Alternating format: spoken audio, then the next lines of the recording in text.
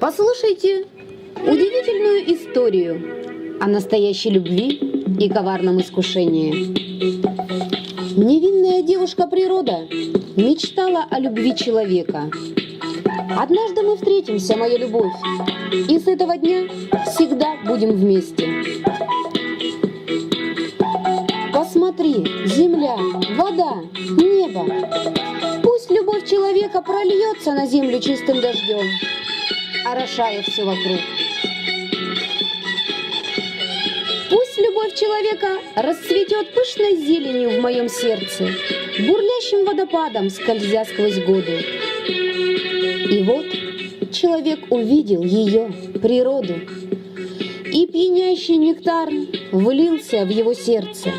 Любимый, возьми меня за руку и покажи мне путь к счастью. Если в моей руке твоя рука, весь рай со мной.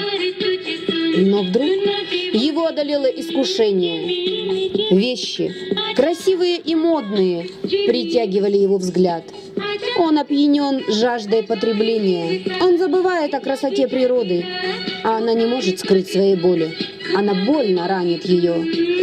Но вещи не приносят счастья, а быстро надоедают. Они превращаются в тонны мусора. И он вспоминает о зелени, о дожде, о красоте природы. И исчезает печаль из ее сердца.